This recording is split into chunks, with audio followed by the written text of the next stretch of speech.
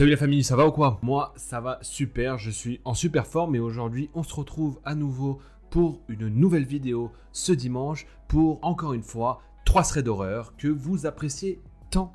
Voilà. Je commence aussi par vous dire de ne pas hésiter à me suivre sur mes réseaux sociaux, Instagram, Twitter, TikTok, etc. où je vais poster de plus en plus de choses et vous tenir au courant évidemment des prochains mois, etc. Et du coup, comme je vous disais dans la vidéo d'avant, quand j'ai une absence, etc., ce sera plus simple de communiquer avec vous directement par là. Donc n'hésitez pas à me suivre dans mes réseaux sociaux que vous trouverez dans la description et évidemment à vous abonner, à liker et à partager la vidéo pour me soutenir. C'est gratuit et moi ça m'aide énormément. Sur ce, on est parti pour ces 3 threads d'horreur. Venez avec moi, let's go.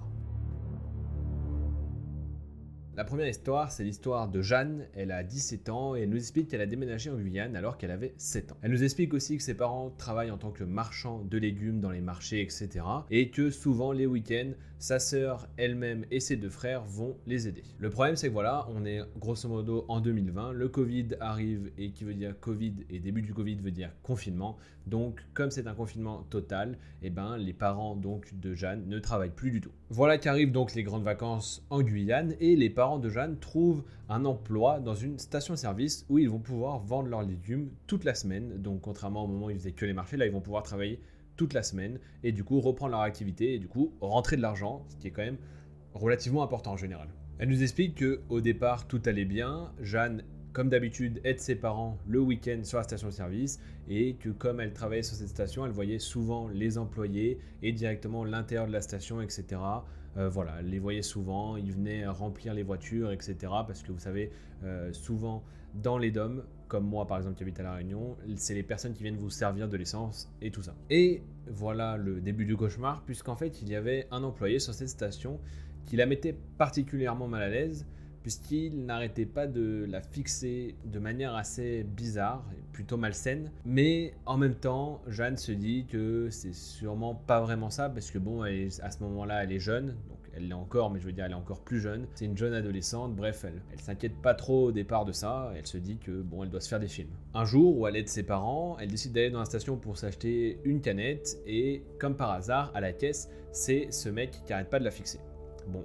Bref, elle ne le calcule pas, elle emmène sa canette, elle pose sa canette, elle le regarde même pas et elle attend pour payer, sauf que lui pose directement une question. Il lui demande « T'as quel âge ?» Donc elle n'ose pas trop lui mentir, elle est gênée et toujours mal à l'aise, donc elle lui dit son vrai âge et là il lui fait un sourire, encore une fois, un peu malsain. Puis il enchaîne ses questions, il lui demande comment elle s'appelle et encore une fois, elle ose pas lui mentir et elle est mal à l'aise et elle lui dit son vrai prénom. Voilà, elle regrette, elle aurait voulu lui donner un faux prénom mais bon, elle s'est pas sentie de le faire et lui enchaîne en donnant son vrai prénom et pour quand même garder son anonymat, on l'appellera Noah. Bref, en sortant du coup de la station, elle est pas bien mais elle essaie de rester rationnelle et elle se dit que sûrement il veut juste faire copain-copain, il veut juste des amis quoi. Sauf que voilà, les semaines vont s'enchaîner où Jeanne va aller aider ses parents et il va poser de plus en plus de questions, avoir toujours ce regard très insistant et très malaisant. Et en fait, Jeanne va juste arrêter d'aller aider ses parents les jours où lui est en service. Malheureusement, ça n'arrêtera pas ce malaise puisqu'en fait, il continuera à la fixer même quand il a fini ses horaires où il viendra exprès, il restera dans sa voiture peut-être une demi-heure et il continuera à la fixer pendant qu'elle est en train de travailler. Donc le temps passe et Jeanne se sent de moins en moins bien à l'idée d'aller aider ses parents, elle se sent vraiment mal à l'aise et elle apprend même que le mec va interroger son frère directement pour savoir en gros où est-ce qu'elle est, pourquoi elle n'est pas là, etc. Bref, il pose des questions sur elle même quand elle n'est pas là et ça la met encore plus mal à l'aise. Et c'est à ce moment-là qu'elle décide donc de se confier à ses parents et ses parents lui disent clairement en fait si tu parles de lui, c'est sûrement parce que tu es amoureuse de lui. Ok, réaction totalement de merde, ne faites pas ça, s'il vous plaît. Hein, écoutez vos enfants, c'est pas possible ça. Moi qui donne des conseils en paternité là, alors que j'ai pas d'enfant. Écoutez là, le mépris. Le mépris. Bref, donc à ce moment-là, Jeanne comprend qu'elle peut même pas en parler et même à sa grande sœur, elle peut pas en parler parce que elle-même l'appelle son amoureux. Voilà, sympa pour elle. Et un jour, quelques mois plus tard encore, sa mère vient la voir et lui dit « Mais pourquoi tu dis que Noah il t'aime? Je l'ai vu avec sa femme et elle était enceinte en plus. » Alors là, Jeanne, elle est choquée. Elle se dit « Mais en plus, il est en couple. Il me fixe bizarrement, il me pose plein de questions et tout sur moi. Il me demande si je suis en couple aussi, etc. » Bref, trop bizarre. Et en plus, il a une femme et elle est enceinte. Trouvais ça encore plus creepy du coup. Bref, les mois passent encore et ça fait déjà un moment qu'elle n'a pas revu Noah. Bref, cette histoire est un peu derrière elle. Et un jour, alors qu'elle accompagne une copine à elle et qu'elle était en train de sortir de son lycée, elle passe à côté d'un bâtiment dont elle sait pas trop ce que c'est, juste elle passe à côté de ce bâtiment, à côté de ce portail, et au même moment, un camion passe avec un visage familier. Je vous laisse imaginer qui est dans le camion. À ce moment-là, Noah s'arrête, se tourne vers elle de manière très lente et lui fait un sourire des plus creepy. Même elle explique que vraiment à ce moment-là, elle était terrifiée, ça lui a glacé le sang en fait, son sourire. À ce moment-là, donc, Jeanne est paralysée et elle comprend que maintenant il sait dans quel lycée elle va et ça commence à l'inquiéter. Elle n'a pas totalement tort de s'en inquiéter puisque dès le lendemain, alors qu'elle sort du lycée, elle le voit garé sur le parking, toujours en train de la fixer. Là, Jeanne, elle est prise par la peur, elle se met à courir et elle se cache plus loin à l'abri de son regard en attendant son père. Et en fait, cette histoire, elle est encore d'actualité puisque Jeanne l'a racontée il n'y a pas longtemps sur le Reddit Let's Not Meet FR. Et encore aujourd'hui, il vient à la sortie de son lycée et il l'observe. Il est toujours autant creepy. Donc Jeanne, si jamais tu regardes cette vidéo, eh bien, je te souhaite bon courage et n'hésite pas à aller voir la police. Directement pour porter plainte pour harcèlement, puisqu'à un moment donné, quelqu'un qui te suit partout, etc. C'est un peu chelou. Voilà, je sais pas s'ils font quelque chose, mais en tout cas, bon courage à toi. Et les mecs, arrêtez d'être bizarres. Stop. Allez, vous pouvez être en couple et flasher peut-être sur notre fille. Allez. Mais ne soyez pas creepy, et dérangeant, s'il vous plaît. Vous faites peur à tout le monde dans ce thread, mais en plus à la personne concernée. Pas possible ça. Bref, sur ce, on passe à l'histoire numéro 2. La prochaine histoire, c'est l'histoire de Marie, elle a 23 ans et elle nous explique qu'elle travaille donc en tant que journaliste et que son journal a plusieurs locaux qui sont répartis dans plusieurs villes. Il y a donc des grosses rédactions avec 20 ou 30 personnes et il y a des plus petites rédactions dans certaines villes avec seulement 2 ou 3 personnes. Marie nous explique que certains week-ends, donc elle travaille et que souvent quand elle travaille les week-ends, elle travaille dans des petites rédactions et que dans ces petites rédactions, les week-ends, il n'y a qu'une seule personne sur tout le week-end. Et alors qu'on arrive donc un jour en hiver, Marie décide de dépanner un de ses collègues et de lui prendre son week-end, donc de travailler à sa place pour le week-end.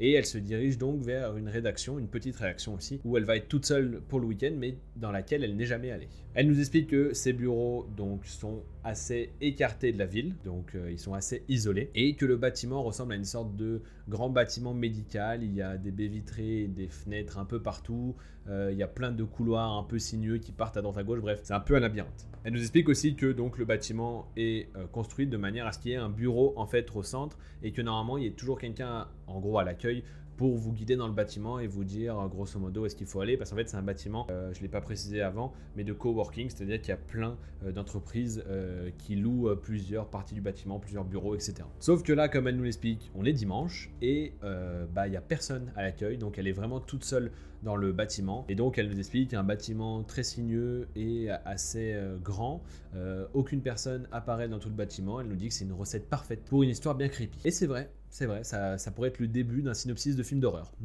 Tout à fait. Déjà, elle nous explique que le jour d'avant, puisque là son histoire se passe le dimanche, mais le samedi, elle n'a pas osé se lever même pour aller aux toilettes toute seule, tellement elle n'était pas à l'aise dans ce bâtiment et tellement elle avait peur. Voilà, donc elle s'est retenue de pisser toute la journée. Et du coup, là on arrive dimanche, où elle a toujours pas pissé pendant sa journée, mais il arrive 19h, la nuit tombe et elle a fini sa journée, elle décide donc de remballer ses affaires et de commencer à partir. Donc elle sort de son bureau et là, petit coup de flip, il y a une lumière au fond du couloir qui est allumée, sauf que c'est une lumière à détection de mouvement. Donc elle check à droite, et lorsqu'elle check à gauche, elle voit une autre lumière au fond du couloir de gauche qui s'allume et elle entend du bruit.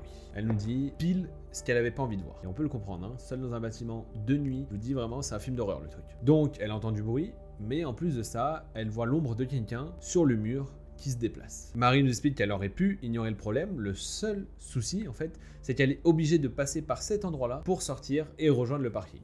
Donc elle n'a pas le choix, elle prend son courage à deux mains et appelle la personne grosso modo qu'elle a aperçue ou dont elle a aperçu l'ombre. Et finalement, elle découvre un homme en sueur qui sort d'un coup devant elle et qui lui demande qu'est-ce qu'elle fait là. Donc Marie elle est un peu surprise, elle lui dit simplement qu'elle est journaliste, mais en fait le problème c'est qu'est-ce que vous faites là? Et à ce moment-là, il enchaîne tout de suite en disant que en fait il est là parce qu'il a une entreprise de taxi dans le bâtiment, etc. Bref, il est venu travailler aussi. Donc à ce moment-là, Marie ça la rassure un peu. Et lui commence un petit peu à s'approcher. Bon, elle garde ses distances, mais lui s'approche un peu et commence à lui taper la discute. Bon, Marie a envie de rentrer chez elle, honnêtement, mais allez, soit, parlons un petit peu avec lui, histoire de le dégager assez rapidement. Et pendant la discussion, tranquillement, le mec lui dit qu'il fait une dépression actuellement parce que 3 de ses salariés l'ont attaqué en justice pour harcèlement. Voilà, exactement la phrase que tu as envie d'entendre avec quelqu'un que tu ne connais pas dans un bâtiment vide de nuit. Tout à fait. Donc évidemment, Marie, ça ne la rassure pas du tout. Au départ, elle était rassurée parce que c'était censé être quelqu'un qui travaille dans le bâtiment. Mais quand quelqu'un te sort ça au milieu de sa discussion, bon voilà quoi. Bref, Marie, elle essaie de couper court à la discussion et elle lui dit qu'elle doit y aller, sauf que lui insiste pour la accompagner au parking, qui est juste à côté, mais bon. Bref, Marie a envie de s'en débarrasser, elle accepte. La seule chose, c'est qu'il faut aller dans un parking souterrain. Selon moi, encore plus un endroit bizarre et un endroit qui pourrait refléter un film d'horreur, mais bon. Et du coup, elle accepte pour se débarrasser de lui, quoi, pour que voilà, il arrête d'insister, etc. Sur le parking, il continue à lui parler, il s'arrête jamais de parler, etc. Et en plus de ça, il se rapproche toujours de plus en plus physiquement d'elle, et elle s'éloigne de plus en plus, mais elle commence vraiment à être très mal à l'aise. Finalement, Marie arrive à sa voiture, elle l'ouvre et elle s'assoit dans son siège, sauf que lui continue de parler et il fait un truc, tu sais, pour pas que tu puisses fermer ta porte, il s'appuie comme ça sur l'encadrement de la porte. Et du coup, elle est assise, lui est là, appuyé comme ça sur l'encadrement de sa porte, donc elle ne peut pas fermer sa porte. Elle explique qu'elle aurait bien aimé claquer cette porte et vite partir, en gros couper court vraiment, mais elle pouvait pas parce que il était sur la porte quoi. Finalement, Marie a réussi à le faire reculer, lâcher sa porte, elle a vite claqué sa porte, juste ouvert sa fenêtre et lui a dit au revoir. Lui, à ce moment-là, ne parlait plus, et alors qu'elle quitte donc le parking, elle le voit dans son rétro lui faire un coucou vraiment creepy et un sourire encore une fois, comment dire, un peu du niveau de Noah de l'histoire d'avant. Voilà, hein, pas du tout gentil, enfin en tout cas, pas un sourire où vous dites ah c'est un sourire amical, si vous voyez ce que je veux dire quoi. Donc voilà, Marie a quitté le parking et n'est plus jamais retournée dans cette rédac, donc elle dépannera plus jamais ses collègues, puisque du coup elle a pas du tout envie de retomber sur lui. Ce que je peux tout à fait comprendre, hein, parce que voilà, déjà je pense que tu as peut-être eu de la chance, parce que seul dans un bâtiment éloigné de la ville, donc il n'y a rien autour, enfin si vous voulez, c'était isolé, hein, comme elle l'a dit au milieu, et on sait pas trop ce qu'il foutait là, on sait même pas trop vraiment s'il avait vraiment une entreprise de taxi ou s'il observait Marie peut-être depuis le début de la journée. Bref, sur cette transition vraiment horrible et glaçante, on passe à l'histoire numéro 3.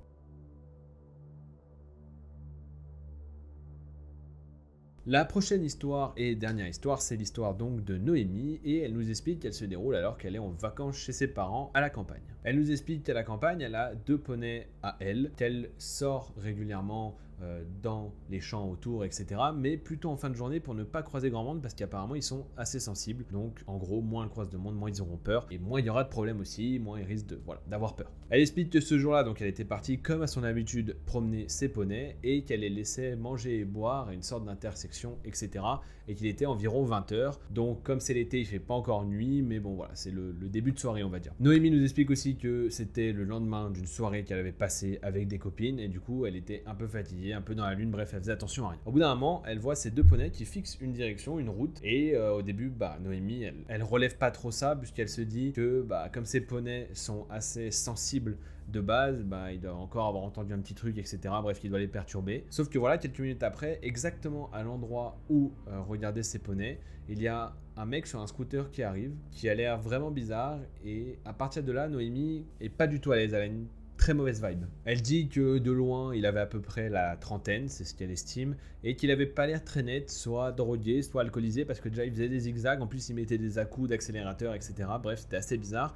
Et dans sa main droite, il avait un sac d'une grande surface qui était rempli de quelque chose, mais elle pouvait pas vraiment voir ce qu'il y avait dedans. En passant juste à côté d'elle, il a ralenti, il l'a fixé, mais sans faire aucun sourire, ce qui est encore plus bizarre, mais bon. Il a fini par lui faire un petit coucou, toujours sans aucun sourire, et il a continué sa route. Bon bref, en gros, Noémie lui a fait un petit coucou aussi, a vite détourné le regard, et à cause de la mauvaise vibe qu'elle avait, elle s'est dit qu'elle devait vite prendre le chemin du retour, du coup elle a fait demi-tour avec ses poneys, elle a commencé à partir, parce qu'elle se sentait vraiment mal à l'aise, et qu'elle avait vraiment un mauvais pressentiment. Vous allez voir que parfois, votre pressentiment, il vaut mieux l'écouter, quoi. Sauf que voilà, au moment où elle fait demi-tour, elle voit du coin de l'œil que le mec s'arrête avec son scooter et commence à faire demi-tour. Là, Noémie comprend qu'il y a quelque chose qui cloche, donc elle accélère le pas et elle s'enfonce tout de suite dans un chemin qui normalement, selon elle, n'est pas praticable en scooter.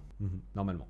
Bref, quelques minutes après s'être enfoncée dans le chemin, elle entend le scooter s'arrêter au début donc du chemin et elle entend le mec crier de venir l'aider parce qu'apparemment son scooter aurait un problème. Sauf que Noémie explique que dans tous les cas elle pourra pas l'aider, enfin elle a rien sur elle, elle a ses 2 poneys, etc. Bref, elle pourra pas l'aider, donc elle fait comme si elle l'entendait pas. Et en plus, ce qu'elle trouve encore plus bizarre, c'est que le scooter roulait quelques secondes avant et là il roule plus d'un coup. En tout cas, il a un problème, donc il faut qu'elle vienne l'aider. Elle sent le traquenard pas très bien préparé quoi. Désolé pour toi, mais trouve une meilleure excuse la prochaine fois. C'est horrible ce que je viens de dire, c'est horrible, oubliez. Noémie en plus nous précise qu'ils sont vraiment au milieu de la campagne, donc il n'y a rien autour, il n'y a personne déjà pour les voir, il n'y a personne qui pourrait venir en aide, mais surtout quelques centaines de mètres plus loin, il y avait quand même des maisons où là il aurait peut-être pu trouver un peu plus d'aide s'il avait un problème avec son scooter, enfin il aurait pu se diriger par là-bas plutôt pour demander de l'aide, des outils, etc. Mais non, c'est après Noémie qu'il a demandé de l'aide, voilà, il s'est dit peut-être les poneys, je vais peut-être pouvoir en chevaucher un pour rentrer chez moi, je sais pas. Peut-être qu'il était gentil, il voulait juste chevaucher un poney. Bref, en l'entendant crier et l'appeler, Noémie panique totalement et elle commence à accélérer le pas avec ses poneys. Sauf qu'à un moment, elle entend même des pas derrière elle qui s'accélèrent, comme si le mec était en train de courir, mais elle veut absolument pas se retourner pour continuer à faire semblant qu'elle ne l'entend pas et qu'elle ne l'a pas entendu l'appeler.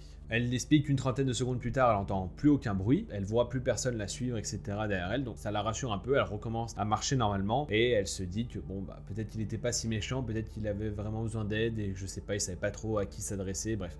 Voilà, donc là elle commence à se relâcher un petit peu. Évidemment l'histoire n'est pas terminée. Sauf que quelques secondes plus tard, elle entend donc le scooter qui redémarre et qui est en train de se rapprocher d'elle. Donc en gros le mec a emprunté le chemin qui est pratiquement impraticable en scooter pour rattraper Noémie. À ce moment-là, Noémie comprend aussi qu'en fait son scooter n'a sûrement aucun problème en fait et qu'il essaie simplement de la rattraper elle et qu'il n'a pas du tout besoin d'aide en fait. Je vous laisse imaginer le cerveau de Noémie à ce moment-là. Là, Noémie a totalement paniqué. Elle a décidé de se mettre à courir avec les deux longes de ses poneys et elle court avec ses deux poneys qui courent à côté d'elle. Évidemment, eux courent plus vite qu'elle.